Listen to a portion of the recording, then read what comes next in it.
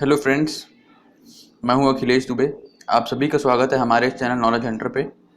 दोस्तों, हम लोग फंडामेंटल राइट्स पढ़ रहे थे और फंडामेंटल राइट्स का सेकंड लास्ट पार्ट, जिसमें हम लोग आर्टिकल 31 को डिस्कस करने वाले हैं इस वीडियो में, उसमें हम लोग देखेंगे।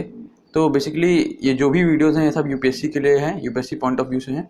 ठीक है, तो चलिए शुरू करते हैं। लेकिन उससे पहले मैं आपको ये बता दूं कि ये जो चैप्टर है फंडामेंटल राइट्स का, जिसमें हम लोग आर्टिकल 31 को डिस्कस करने वाले हैं, ये बेसिकली इंपॉर्टेंट चैप्टर इसलिए हो जाता है क्योंकि आर्टिकल 31 जो है उसमें एक्सेप्शंस काफ़ी दिए हुए हैं।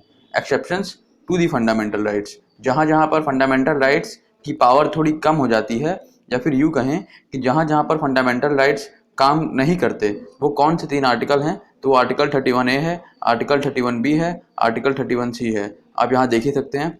ठीक है, तो मेरा कहने का मतलब ये है कि अगर इन तीनों ही आर्टिकल के बारे में आपको नहीं पता होगा तो आपको ये पता ही नहीं रहेगा कि फंडामेंटल राइट कहाँ कहाँ पर अप्लाई नहीं होते हैं। ठीक है दोस्तों, तो चलिए शुरू करते हैं इस वीडियो को लेकर के। लेकिन इससे पहले अगर आप हमारे चैनल पर नए आए हैं तो सब्सक्राइब करिए और जा करके बेल आइकन को प्रेस करिए ताकि आपको रेगुलर नोटिफिकेशंस मिल सकें। इसी के साथ साथ हमारे अगर पूरी वीडियो देखिए, अगर आपको वीडियो पसंद आती है तो वीडियो के मिड में या फिर वीडियो के एंड पे लाइक जरूर दे दीजिएगा। इससे हमें बहुत मोटिवेशन मिलता है फ्रेंड्स। चलिए देखते हैं आर्टिकल 31 को। ये इंपॉर्टेंट है, इससे प्रीलिम्स में कई बार क्वेश्चन पूछ चुके हैं, अब पूछ भी सकते हैं आगे भी। ठीक है, तो चलिए देखते हैं इससे क्या है। तो दोस्तों, आपको पता है कि राइट टू प्रॉपर्टी अभी तक हमने नहीं पढ़ा था। राइट टू प्रॉपर्टी आपको पता है क्या है? कि प्रॉपर्टी को अपने पास रखने का जो पावर है, जो राइट है, वो हर इंसान के पास हो, वो तो राइट टू प्रॉपर्टी हो गया। अब इसी राइट टू प्रॉपर्टी को, जो कि हम लोग पढ़े नहीं है किसी भी आर्टिकल में अभी तक, आर्टिकल 30 तक जितने भी आर्टिकल पढ़े उसमें कहीं भी ये शब्द राइट टू प्रॉपर्टी नहीं आया था। ठीक है, तो ये कहाँ पर है राइट टू प्रॉपर्टी? तो ये बेसिकली पहले फंडामेंटल राइट था इंडियंस के पास कि आप अपनी प्रॉपर्टी रख सकते हैं, आपसे कोई प्रॉपर्टी नहीं छीन सकता। ठीक है, लेकिन बाद में इस फंडामेंटल राइट को फंडामेंटल राइट की कैटेगरी से ही डिलीट कर दिया गया और इसको दूसरी कैटेगरी में डाल दिया गया, जिसको लीगल राइट कहते हैं। तो बेसिकली 2 आर्टिकल्स थे। एक आर्टिकल था आर्टिकल 31, ठीक है, एक आर्टिकल था आर्टिकल 19। तो आर्टिकल 19 में जब हम लोग पढ़ रहे थे तो हमने देखा था कि अभी फिलहाल आर्टिकल 19 में 6 राइट्स दिए हुए हैं, लेकिन पहले 7 राइट्स थे। ठीक है, और ये जो 7वां राइट था यही राइट टू प्रॉपर्टी था। ठीक है ना, तो ये 7वां राइट डिलीट हो गया आर्टिकल पार्ट 3 से कॉन्स्टिट्यूशन के, जिसमें हमारा फंडामेंटल राइट आता है। ठीक है, और वो राइट डिलीट होकर के अब दूसरे पार्ट में चला गया है, पार्ट 12 में चला गया है। अब फंडामेंटल राइट नहीं है आपका राइट टू प्रॉपर्टी।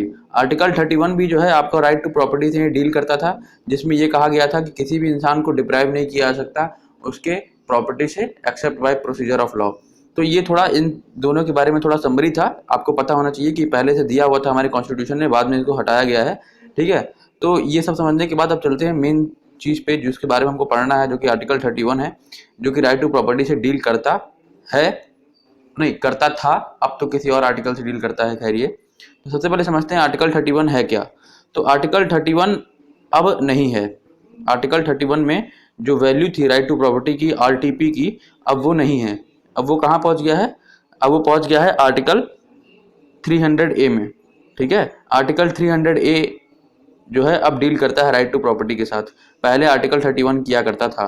तो ये बात अभी भी आप ध्यान में रख लीजिए। ठीक है, तो हुआ क्या है पूरी तरीके से ये देखते हैं। तो पहले जो आर्टिकल 31 हमारे पार्ट 3 में था कॉन्स्टिट्यूशन के फंडामेंटल राइट के रूप में, वो क्या कर रहा था? वो गारंटी कर रहा था a right, a fundamental right against deprivation of his property accept by authority of law.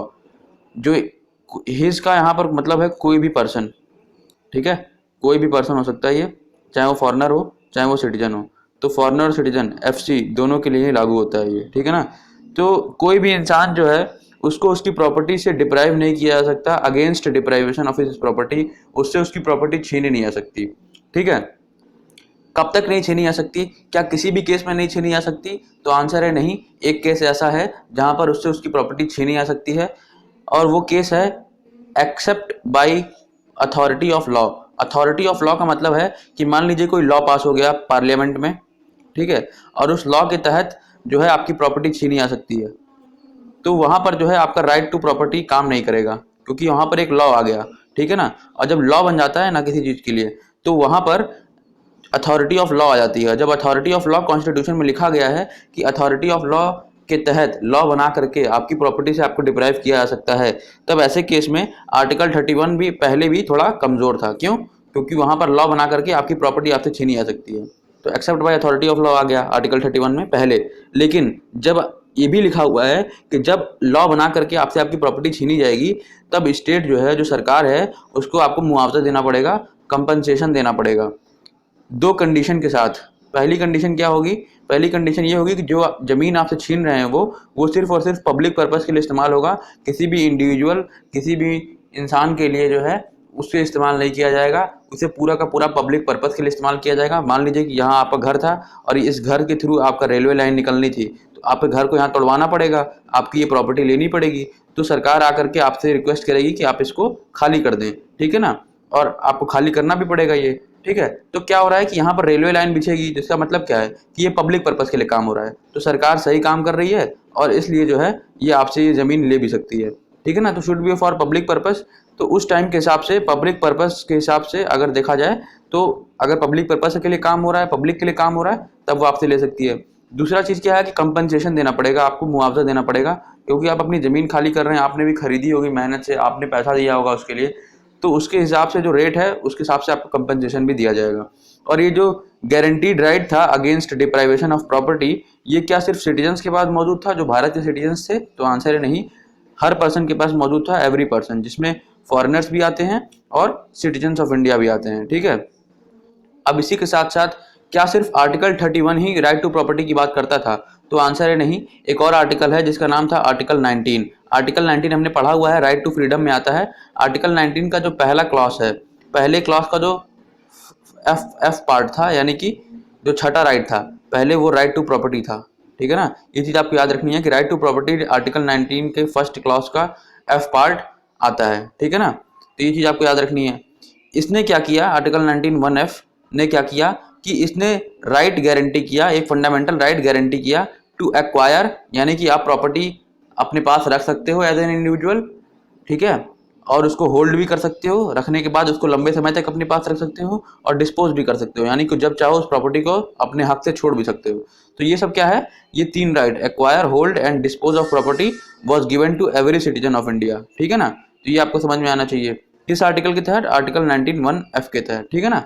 Okay, अब इसी के साथ जो है ये दोनों ही आर्टिकल्स, आर्टिकल 19(1)(f) और आर्टिकल 31, इनको जो है बाद में सरकार ने 1978 में एक कॉन्स्टिट्यूशनल अमेंडमेंट एक्ट पास किया, 44th कॉन्स्टिट्यूशनल अमेंडमेंट एक्ट, और इस कॉन्स्टिट्यूशनल अमेंडमेंट एक्ट के थ्रू इनको डिलीट कर दिया गया। तो ये बात आपको लैंडमार्क के तौर पे याद रखनी है कि 44th constitutional amendment act of 1978 deleted the 2 fundamental rights under article 31 and article 19(1)(f) which had the right to property imbibed in them, यानी कि राइट टू प्रॉपर्टी इन दोनों आर्टिकल में था, उसको डिलीट कर दिया गया इस कॉन्स्टिट्यूशनल अमेंडमेंट एक्ट के तहत। कौन से नंबर है constitutional amendment act? 44th constitutional amendment act, ठीक है। ये आपको चीज़ याद रखनी है।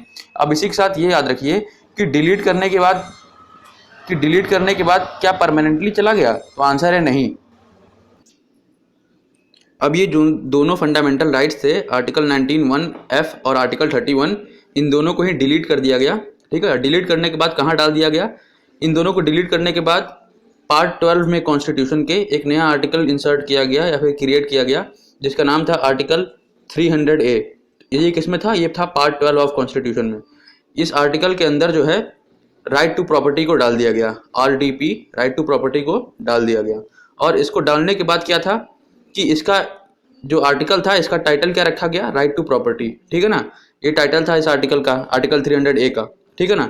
अब ये जो आर्टिकल था, अब ये बिल्कुल भी फंडामेंटल राइट नहीं था। क्यों? क्योंकि फंडामेंटल राइट हमारा किस में आता है? पार्ट 3 में आता है, और ये कौन सा पार्ट है? ये पार्ट 12 है। तो ये फंडामेंटल राइट ना रह करके एक ऑर्डिनरी राइट बन गया, एक कॉन्स्टिट्यूशनल राइट बन गया, एक लीगल राइट बन गया। तो फंडामेंटल राइट का जो मोटा और तगड़ा दर्जा था, ये सब खत्म हो गया, ठीक है। तो ये जो दर्जा था वो खत्म हो गया और ये अब लीगल या फिर कॉन्स्टिट्यूशनल राइट की कैटेगरी में आ गया, not a fundamental right any more, ठीक है ना। तो ये चीज़ आपको याद रखनी है। अब आपको मैं बता दूं कि फंडामेंटल राइट का जब इसने अपना ये कैटेगरी खो दिया, तो इसके साथ साथ क्या क्या चीज़ें इसके लिए बुरी हो गई, क्या क्या किस रूप से ये जो राइट टू प्रॉपर्टी है ये कमज़ोर हो गया सिटीजन्स के लिए, बाकी लोगों के लिए, उसको समझते हैं कि किस रूप से कमज़ोर हो गया। तो फंडामेंटल राइट का जब इसने दर्जा खो दिया अपना, तब ये एक लीगल राइट बन गया। और इसके थ्रू कुछ रिजल्ट्स आए, कुछ कॉन्सिक्वेंसेज हुए, उनको समझते हैं। अब कॉन्सिक्वेंसेज क्या है कि जो है ये जो राइट टू प्रॉपर्टी है इसको बड़ी आसानी से मॉडिफाई किया जा सकता है, इसको ख़त्म किया जा सकता है बस एक ऑर्डिनरी लॉ पास करके पार्लियामेंट में, ठीक है। कोई कॉन्स्टिट्यूशनल अमेंडमेंट एक्ट नीडेड नहीं है। अब देखिए इसको समझिए, फंडामेंटल राइट जो था हमने पढ़ा हुआ है कि फंडामेंटल राइट एक हमारे पास है जो कि आर्टिकल 13 के अंदर मिलता है। आर्टिकल 13 में ये लिखा हुआ है कि अगर कोई भी फंडामेंटल राइट को, किसी भी फंडामेंटल राइट का हनन करते हुए कोई लॉ पास किया जाता है जो किसी भी फंडामेंटल राइट का हनन करता है, मान लीजिए कोई लॉ लाया गया, ठीक है, और वो किसी फंडामेंटल राइट के खिलाफ जा रहा है, तो उस केस में क्या होगा, सुप्रीम कोर्ट अपना जुडिशियल रिव्यू इस्तेमाल करेगा और उस लॉ को जो कि फंडामेंटल राइट के खिलाफ जा रहा है उसको क्या कर देगा, अनकॉन्स्टिट्यूशनल घोषित कर देगा। लेकिन अगर कोई चीज़ फंडामेंटल राइट है ही नहीं तो वो आर्टिकल 13 के स्कोप में आएगी ही नहीं, वो जुडिशियल रिव्यू के स्कोप में आएगी ही नहीं। तो वही चालाकी दिखाते हुए जो लेजिस्लेचर था उसने क्या किया, इसको लीगल राइट बना दिया फंडामेंटल राइट से। तो इसको बड़ी आसानी से मॉडिफाई किया जा सकता है, अपने मन मुताबिक कर्टेल किया जा सकता है। और हमने ये भी देखा था कि फंडामेंटल राइट को ऐसा नहीं है कि कर्टेल नहीं किया जा सकता, एवरेज नहीं किया जा सकता, इसको भी खत्म किया जा सकता है फंडामेंटल राइट को आर्टिकल 13 के अंदर भी।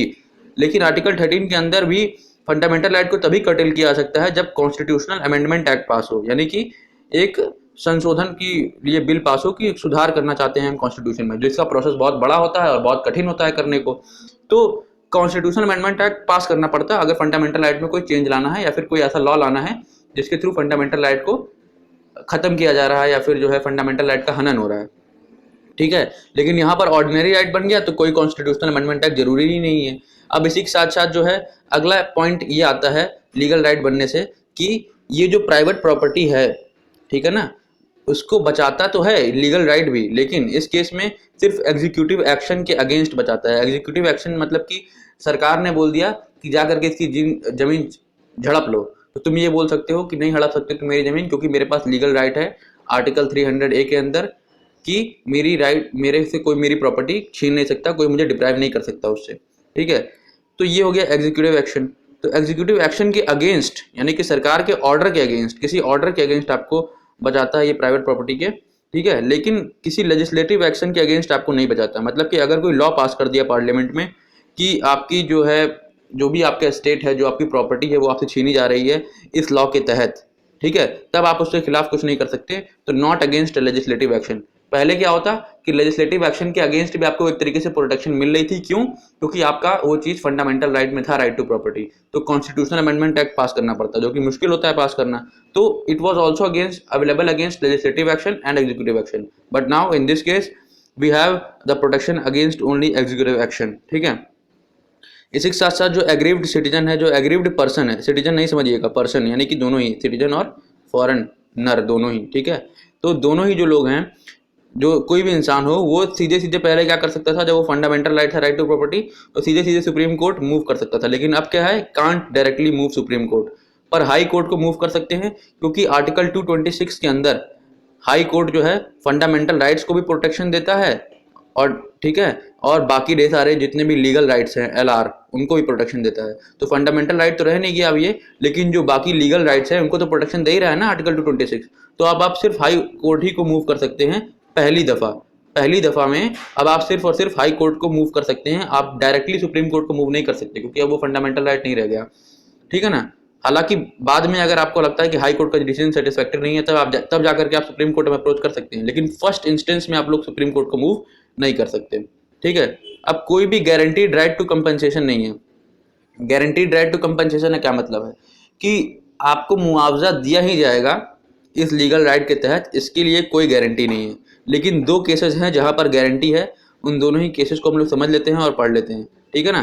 तो समझते हैं कौन कौन से केसेस हैं। तो पहला केस है जब स्टेट यानी कि सरकार आपकी प्रॉपर्टी लेती है, ऐसी प्रॉपर्टी लेती है जो कि किसी माइनॉरिटी एजुकेशनल इंस्टीट्यूशन को बिलोंग करती है। अब ये माइनॉरिटी एजुकेशनल इंस्टीट्यूशन क्या है, ये हम आर्टिकल 30 में पढ़ चुके हैं अपनी प्रीवियस वीडियो में, ठीक है। मतलब कोई माइनॉरिटी जो है अगर कोई अपना एजुकेशनल इंस्टीट्यूट इस्टेब्लिश करती है, उसके तहत कोई लैंड आती है, तो उसके लिए मुआवजा देना पड़ेगा स्टेट को, क्योंकि वो उसके आर्टिकल 30 का हनन कर रही है, एक केस में। दूसरे केस में क्या है कि स्टेट जो है अगर वो लैंड एक्वायर करती है किसी ऐसे किसान की या फिर किसी ऐसे आदमी की जो उसको अपने पर्सनल कल्टीवेशन में लिया हुआ है, जिसकी रोजी रोटी उसी पे चलती है, जो अनाज वहाँ से निकालता है और अपना पेट को भरता है, अगर वहाँ की कोई ज़मीन ली जा रही है और वो जो ज़मीन है वो सीलिंग लिमिट के अंदर है, यानी कि ऐसी लिमिट के अंदर है जो कि सरकार ने डिफाइन की हुई है कि इतना सबके पास होना चाहिए।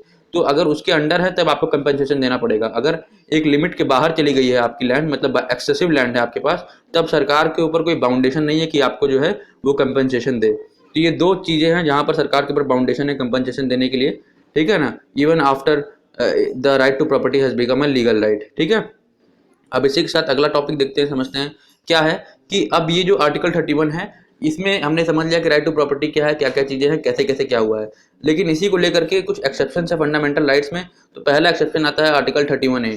आर्टिकल 31A में क्या है कि यहाँ पर कुछ ऐसे लॉज जो कि एक्विजिशन ऑफ स्टेट्स को सपोर्ट करते हैं उनको बचाया गया है। कहने का मतलब क्या है कि जैसे मान लीजिए एस्टेट क्या होता है, एस्टेट होता है प्रॉपर्टी, ठीक है, स्टेट होता है प्रॉपर्टी। तो प्रॉपर्टी को एक्वायर करने के लिए कोई अगर लॉ पास किया जाए तो उस लॉ को बचाया जा सके इनवैलिड घोषित होने से, ठीक है। समझिए फिर से, किसी प्रॉपर्टी को आपको अगर हासिल करना है और उसके लिए संसद में लॉ पास हुआ, पार्लियामेंट में लॉ पास हुआ, ठीक है ना, तो उस लॉ को बचाने के लिए कि वो सुप्रीम कोर्ट के थ्रू इनवैलिड घोषित ना हो जाए, इनवैलिडेशन ना हो जाए उसका, ठीक है, उसके लिए जो है इनवैलिड घोषित ना हो जाए, सिर्फ उस बात के लिए ही जो है ये आर्टिकल 31A बनाया गया है। तो आर्टिकल 31A ये कहता है कि कुछ ऐसे लॉज हैं जिनको चैलेंज किए जाने से बचाया जा सकता है on the ground of contravention with fundamental rights of article 14 and article 19। Statement के थ्रू समझे तो article 31A saves 5 categories of law from being challenged and invalidated on the ground of contravention with fundamental rights of article 14 and article 19। इसका मतलब क्या? इसका मतलब ये है कि मान लीजिए कोई लॉ पास हुआ। अब यहाँ पे कौन से लॉ की बात की जा रही है, तो 5 कैटेगरी हैं लॉ की। इन टाइप के लॉज अगर पास होते हैं पार्लियामेंट में, 5 कैटेगरी के लॉ हैं, ठीक है। देखिए 5 मैंने लाइन ड्रॉ किया। तो ये जो 5 कैटेगरी के लॉ हैं अगर ये पास होते हैं तो इनको चैलेंज नहीं किया जा सकता किसी भी कोर्ट में, इस बात के लिए कि ये हमारे फंडामेंटल राइट्स के खिलाफ जा रहे हैं या फिर उनको कॉन्ट्रवीन कर रहे हैं। अब कौन कौन से फंडामेंटल राइट? तो फंडामेंटल राइट अंडर आर्टिकल 14 जो कि राइट टू इक्वलिटी है, फंडामेंटल राइट अंडर आर्टिकल 19 जो कि राइट टू फ्रीडम है। तो अगर आपका आर्टिकल 14 और आर्टिकल 19 के खिलाफ कोई लॉ पास हुआ है, ठीक है ना, और वो लॉ इन 5 कैटेगरी में लाई करता है, ये 5 कैटेगरी, ठीक है, तो उनको जो है आप इनवैलिडेट नहीं करवा सकते, उनको चैलेंज नहीं कर सकते अंडर आर्टिकल 31A। तो यहाँ पर ये एक्सेप्शन हुआ कि नहीं फंडामेंटल राइट के लिए। क्यों एक्सेप्शन है? क्योंकि यहाँ आर्टिकल 14 और आर्टिकल 19 विवश हो गए, काम नहीं कर पा रहे हैं इस आर्टिकल 31A के सामने, ठीक है। तो कौन कौन से ऐसे लॉज हैं, कौन कौन से ऐसे कैटेगरीज ऑफ लॉ हैं जिनको अगर आप चैलेंज नहीं कर सकते कोर्ट में? तो पहला कैटेगरी है लॉ का कि ऐसा कोई लॉ पास हो जो कि ये बोले कि हम स्टेट को एक्वायर कर सकते हैं, यानी कि प्रॉपर्टी को एक्वायर कर सकते हैं और प्रॉपर्टी के रिलेटेड राइट्स को एक्वायर कर सकते हैं बाय स्टेट, यानी कि सरकार एक्वायर कर सकती है आपका प्रॉपर्टी राइट, ठीक है ना। तो ऐसे केस में कोई लॉ अगर पास होता है तो उसके खिलाफ आप चैलेंज नहीं कर सकते। दूसरा ये है कि अगर आपका जो प्रॉपर्टी है अगर वो सरकार मैनेज करती है और उसके लिए कोई लॉ पास किया जा रहा है कि किसी की प्रॉपर्टी को सरकार मैनेज करेगी, तो उस केस में भी आप उसको चैलेंज नहीं कर सकते। अगर 2 या 2 से ज़्यादा कॉरपोरेशन का एमलगमेशन हो, एमलगमेशन मतलब कि मिलन, मतलब कि मान लीजिए 2 कॉरपोरेशन काम कर रही थी, अमूल और कोई और कॉरपोरेशन हो, ज्ञान, या फिर कोई ऐसे 3 टाइप का भी कॉरपोरेशन, तो ये सब जा करके एक साथ मिल गए। कॉरपोरेशन कुछ भी हो सकता है, कंपनीज भी हो सकती है, कुछ भी, कोई मैंने ऐसे ही नाम ले लिया है कोऑपरेटिव, कोई कॉरपोरेशन नहीं होता ऐसा वैसे, लेकिन कॉरपोरेशन का मतलब है कोई भी कंपनी है तो वो सब एक साथ मिला दी जाएँ। ऐसा भी राइट जो है ये सरकार के पास है कि एमलगमेशन कर सकता है कॉरपोरेशन के, जितने भी कॉरपोरेशन हैं उनका एमलगमेशन कर सकता है, उनको मिला सकता है। इसी के साथ साथ मॉडिफाई कर सकता है कुछ राइट्स को, या फिर ख़त्म कर सकता है कुछ राइट्स को शेयर होल्डर के या फिर डायरेक्टर ऑफ कॉरपोरेशंस के। मतलब कि मान लीजिए कोई कंपनी है, इसमें गवर्नमेंट का कुछ हिस्सा किसी प्राइवेट कंपनी का है, कुछ हिस्सा किसी और प्राइवेट कंपनी का है, ऐसे खूब सारे शेयर होल्डर्स हैं और डायरेक्टर्स हैं इस कंपनी में। तो जो शेयर है, मान लीजिए गवर्नमेंट का इसमें 20% था, ठीक है, तो गवर्नमेंट जो है, जो सरकार है, वो ऐसा भी कर सकती है कि बाकी जो 80% है बाकी शेयर होल्डर्स का, उनको ख़त्म कर दे, उनको नलीफाई कर दे। ये राइट भी है गवर्नमेंट के पास अंडर आर्टिकल 31A, और अपने आप को 100% कर ले। या फिर ये भी कर सकती है कि अपने आप को 0% कर दे, बाकियों को 100 कर दे। तो ये जो मॉडिफिकेशन है, ये जो एक्सटिंग्विशमेंट है, यानी कि मॉडिफाई कर पाने का राइट, ताकत, ये स्टेट के पास है कि शेयर होल्डर्स के जो राइट्स हैं उनको मॉडिफाई कर सकता है, ठीक है। मतलब उनकी क्या ताकतें हैं शेयर होल्डर्स की, वो उनमें बदलाव ला सकता है, ठीक है, किसी कॉरपोरेशन के, किसी कंपनी के। इसी के साथ साथ जो अगला 5वां टाइप का लॉ जिसको बचाया सकता है वो ये है कि माइनिंग लीसेस का जो राइट है उसको एक्सटिंग्विश कर सकता है या फिर मॉडिफाई कर सकता है स्टेट, यानी कि सरकार। मान लीजिए कहीं कोई माइन है और माइन को खोदने के लिए किसी कंपनी को राइट दिया गया, कॉरपोरेशन को राइट दिया गया है, ठीक है, तो उस केस में क्या है कि इस कॉरपोरेशन के पास ये जो राइट है माइनिंग लीसेस का, इसको खत्म कर सकती है, एक्सटिंग्विश कर सकती है सरकार, या फिर मॉडिफाई कर सकती है, यानी कि बदलाव ला सकती है उसमें कि तुम्हारे पास अब ये राइट है और ये नहीं है, ठीक है। तो इस तरीके का बदलाव भी ला सकती है। तो ये सब आर्टिकल 31A के अंडर आता है, ठीक है ना। अब अगली चीज जो है, अगला आर्टिकल जो कि एक्सेप्शन है फंडामेंटल राइट के लिए, वो कौन सा है देखते हैं। तो आर्टिकल 31B है वो, ठीक है। लेकिन आर्टिकल 31A में ही एक और एक्सेप्शन समझिए आप, वो ये है कि आर्टिकल 31A में जो हमने 5 कैटेगरीज ऑफ लॉ देखे उनको आप चैलेंज तो नहीं कर सकते, लेकिन एक केस ऐसा है कि अगर किसी इंसान की ज़मीन ले रहे हैं इन लॉस के तहत और वो इंसान के पास उसकी पर्सनल कल्टीवेशन की ज़मीन है और भी विद इन सीलिंग लिमिट, यानी कि ज़्यादा ज़मीन भी नहीं है, जितनी होनी चाहिए उतनी ही है, ठीक है, तो उस केस में उसको कंपनसेशन देना पड़ेगा उस आदमी को। दिस इज एन एक्सेप्शन के तौर पे याद करिए या फिर एक रूल के तौर पे याद करिए अंडर आर्टिकल 31A, ठीक है। फिर आर्टिकल 31B जो कि अगला एक्सेप्शन आता है फंडामेंटल राइट के लिए, वो ये है कि validation of certain acts and regulations, यानी कि कुछ ऐसे लॉज, कुछ ऐसे एक्ट्स, कुछ ऐसे नियम जिनको वैलिडेशन प्रदान करने के लिए, मान्यता प्रदान करने के लिए, कि उनको मान्यता मिल जाए, ठीक है, समझ रहे हैं, मान्यता मिल जाए उनको हमारे कॉन्स्टिट्यूशन में, ठीक है, तो उसके लिए आर्टिकल 31B का बहुत बार इस्तेमाल किया गया है।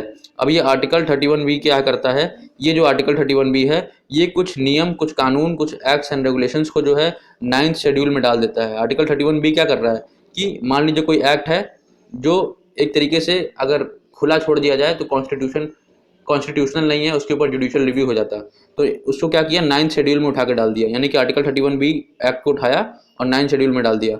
और 9th शेड्यूल जो है एक ब्लैंकेट की तरह काम करता था किसी भी लॉ के लिए, क्योंकि 9th शेड्यूल को जो है जुडिशियल रिव्यू से एक तरीके से माना जा रहा था कि वो बाहर है, जुडिशियल रिव्यू 9th शेड्यूल का नहीं हो सकता हमारे कॉन्स्टिट्यूशन के, ऐसा माना जा रहा था। लेकिन लेटर ऑन सुप्रीम कोर्ट ने अपना चीज़ें बदला, ठीक है, और बोला कि नहीं 9th शेड्यूल भी जुडिशियल रिव्यू के अंदर आता है। अब वो कब आता है वो हम देखते हैं। तो article 31B saves the acts and regulations included in the 9th schedule, वो हमने देख लिया, फ्रॉम बीइंग चैलेंज्ड, यानी कि 9th शेड्यूल में अगर कोई लॉ पहुंच गया तो उसको आप चैलेंज नहीं कर सकते, या फिर उसको आप उसकी मान्यता आप खत्म नहीं कर सकते, उसको इनवैलिडेट नहीं कर सकते, सिर्फ इस बात के लिए कि वो किसी भी फंडामेंटल राइट से टकराता है। अब देखिए आर्टिकल 31A और आर्टिकल 31B में डिफरेंस क्या है।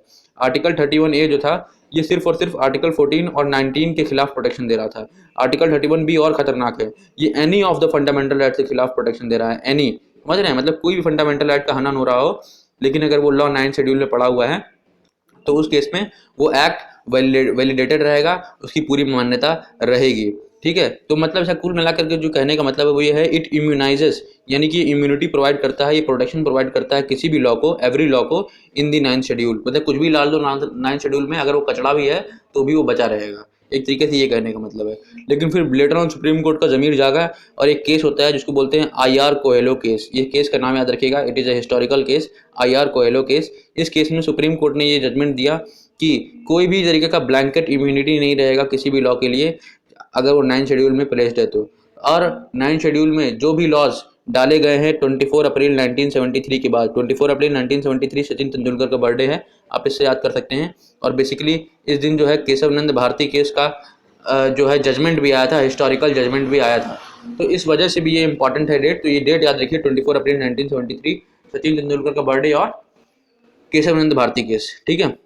तो इन दोनों का ही जजमेंट आया था 24 अप्रैल 1973 के पहले, इसके पहले जितने भी लॉज थे उनके ऊपर तो चलिए जो इम्यूनिटी है वो इम्यूनिटी रह गई, लेकिन जो भी फंडामेंटल राइट को हनन करते हैं ये लॉज जो डाले गए थे 9th शेड्यूल में पहले भी और जो आगे भी डाले जाएंगे 9th शेड्यूल में, ठीक है, अगर उनमें से दोनों ही तरीके से, मतलब जो लॉ पहले डाले गए हैं और जो लॉ बाद में डाले गए हैं 24 अप्रैल 1973 के, ठीक है, बाद में या फिर पहले, वो दोनों ही लॉ अब ओपन है कि आप उनको कोर्ट में चैलेंज कर सकते हैं अगर वो किसी फंडामेंटल राइट का हनन करते हैं तो। यही लिखा हुआ है, देखा है, laws placed under the 9th schedule after 24 April 1973, मतलब 1923 और 24 अप्रैल इनके बाद में जितने भी लॉज डाले गए हैं 9th शेड्यूल में, they are open to challenge in court, यानी कि कोर्ट में आप जा करके उनको चैलेंज कर सकते हैं अगर वो फंडामेंटल राइट को वायलेट करते हैं, उनका वायलेशन करते हैं, कौन कौन से फंडामेंटल राइट? तो फंडामेंटल राइट अंडर आर्टिकल 14, 15, 19 और 21, ठीक है। तो 14, 15, 19, 21 ये 4 आर्टिकल्स का अगर वायलेशन होता है, ठीक है, ये इन फंडामेंटल राइट का वायलेशन होता है, तो आप जा करके कोर्ट में उन लॉज को चैलेंज कर सकते हैं। साथ ही साथ अगर बेसिक स्ट्रक्चर ऑफ कॉन्स्टिट्यूशन को भी जो है हार्म होता है ऐसे किसी लॉ से जो 9 शेड्यूल में डाला गया है 24 अप्रैल 1973 के बाद, तो उसको भी चैलेंज किया जा सकता है, ठीक है। अब आगे चलते हैं। तो अगला आर्टिकल जो आता है वो है आर्टिकल 31C। तो आर्टिकल 31C भी एक एक्सेप्शन है फंडामेंटल राइट के लिए। कैसे है समझिए इसको। तो आर्टिकल 31C क्या करता है कि फंडामेंटल राइट्स को फिर से यहाँ पर एक्सेप्शन के केस में डाल देता है। कैसे? Directive principle of state policy, ये हम आगे पढ़ेंगे अगले चैप्टर में। इसमें directive principle of state policy basically एक ऐसा प्रिंसिपल होते हैं, इसमें ऐसे सिद्धांत होते हैं जिसके हिसाब से गवर्नमेंट को काम करना होता है या फिर काम करना चाहिए, ठीक है। तो इसमें क्या लिखा है आर्टिकल 31C में कि कुछ सिद्धांत, कुछ directive principle of state policy को इम्प्लीमेंट करने के लिए, उनको इम्प्लीमेंट करने के लिए अगर कुछ लॉज पास किए जाएं, ठीक है, और वो लॉज किसी भी तरीके से अगर आर्टिकल 14 और 19 के खिलाफ जाते हैं, यानी कि उनकी वजह से आर्टिकल 14 यानी कि राइट टू इक्वलिटी और आर्टिकल 19 यानी कि राइट टू फ्रीडम इनका हनन होता है, तो वो लॉ जो है उनको इनवैलिडेट नहीं किया जाएगा, उनको अनकॉन्स्टिट्यूशनल घोषित नहीं किया जाएगा। यानी कि अगर डीपीएसपी को इम्प्लीमेंट करने के लिए आपका फंडामेंटल राइट की बलि चढ़ती है तो सुप्रीम कोर्ट कहता है कि चढ़ने दो। सुप्रीम कोर्ट ने अपने जजमेंट में ये कहा है कि where article 31C comes in article 14 goes out, ठीक है। आर्टिकल 14 ही क्या, आर्टिकल 19 भी गोज आउट, ठीक है। अब देखिए यहाँ पर इस आर्टिकल 31C को डाला कैसे गया कॉन्स्टिट्यूशन में। पहले ये था नहीं हमारे कॉन्स्टिट्यूशन में। इस आर्टिकल 31C को हमारे 25th constitutional amendment act of 1971 के तहत डाला गया है। कौन से अमेंडमेंट एक्ट के तहत? 25th constitutional amendment act of 1971 के तहत। अब ये जो आर्टिकल 31C है इसके दो प्रावधान थे, इसमें दो प्रोविजंस थे, उन दोनों ही प्रोविजन को हम लोग पढ़ते हैं, ठीक है। तो कौन कौन से प्रोविजन थे ये पढ़ते हैं। तो पहला प्रोविजन जो भी है इसमें पहले उसको समझते हैं। तो पहला प्रोविजन क्या है? पहला प्रोविजन ये है कि कोई भी लॉ जो directive principle of state policy को इम्प्लीमेंट करने के लिए लाया गया है, पार्लियामेंट में कोई भी लॉ अगर पास किया गया है जो कि directive principle of state policy को इम्प्लीमेंट करना चाहता है या फिर ऐसी मंशा है उस लॉ की कि ये directive principle of state policy DPSP को इम्प्लीमेंट करे। कौन कौन से डीपीएसपी? तो जो आर्टिकल 39 में दिए हुए हैं, और आर्टिकल 39 में भी दो पार्ट बी और सी, यानी कि आर्टिकल 39B और आर्टिकल 39C, ठीक है। इन दोनों ही पार्ट को आर्टिकल 39 के इम्प्लीमेंट करने के लिए अगर directive principle of state policy को इम्प्लीमेंट करने के लिए किसी लॉ को लाया जा रहा है जो कि फंडामेंटल राइट के खिलाफ भी जा रहा है, ठीक है, तो no law shall be void, कोई भी लॉ ऐसा वॉइड नहीं होगा, यानी कि उसकी वैलिडिटी खत्म नहीं की जाएगी, इसको इनवैलिडेट नहीं किया जाएगा, सिर्फ इस ग्राउंड पे, सिर्फ इस आधार पर कि वो फंडामेंटल राइट को कॉन्ट्रवीन कर रहा है, वो फंडामेंटल राइट के खिलाफ जा रहा है। कौन कौन से फंडामेंटल राइट के खिलाफ जा रहा है? आर्टिकल 14 के खिलाफ जा रहा है और आर्टिकल 19 के खिलाफ जा रहा है।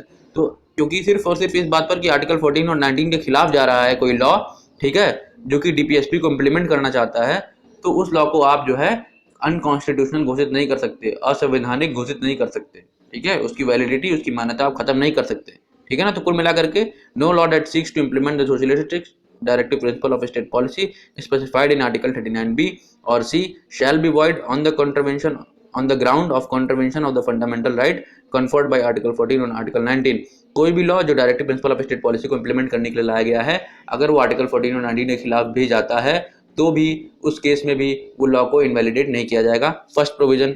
दूसरा प्रोविजन क्या है कि कोई भी लॉ जो ये बोलता है कि हम किसी एक डायरेक्टिव प्रिंसिपल को इफेक्ट करने के लिए कोई लॉ ला रहे हैं, यानी कि किसी एक डायरेक्टिव प्रिंसिपल को इम्प्लीमेंट करने के लिए कोई लॉ ला रहे हैं, उसको इस बात पे क्वेश्चन नहीं किया जा सकता, उस लॉ को क्वेश्चन नहीं किया जा सकता, उस कानून पे क्वेश्चन नहीं किया जा सकता कि ये जो लॉ लाया जा रहा है ये directive principle of state policy को इम्प्लीमेंट करने के लिए नहीं अपितु किसी और मकसद से लाया जा रहा है, तो इस बिना पर क्वेश्चन नहीं किया जा सकता, ठीक है ना। तो ये दूसरा प्रोविजन था कि मतलब डायरेक्टिव प्रिंसिपल को अगर इम्प्लीमेंट नहीं भी कर रहा है वो, तो उसको क्वेश्चन नहीं कर सकते आप, ये भी एक प्रोविजन है। तो ये तो गलत प्रोविजन हो गया।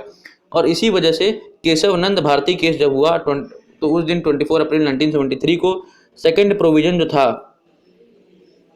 इस आर्टिकल 31C का या फिर 25th constitutional amendment act of 1971 का कि किसी भी लॉ को इनवैलिडेट नहीं किया जा सकता ऑन द ग्राउंड कि वो डीपीएसपी को इम्प्लीमेंट नहीं कर रहा है, इसको अनकॉन्स्टिट्यूशनल घोषित कर दिया गया। और ये बोला गया कि जुडिशियल रिव्यू बेसिक स्ट्रक्चर है कॉन्स्टिट्यूशन का, तो किसी भी लॉ को चैलेंज करना वो कोर्ट की आज़ादी है या फिर जनता की आज़ादी है, उसलिए जुडिशियल रिव्यू को आप अपने इस सेकंड प्रोविजन से किल नहीं कर सकते, क्योंकि सेकंड प्रोविजन में क्या है, जुडिशियल रिव्यू को ही खत्म करने की बात की गई है ना। और जुडिशियल रिव्यू क्या है, बेसिक स्ट्रक्चर ऑफ कॉन्स्टिट्यूशन है, ठीक है।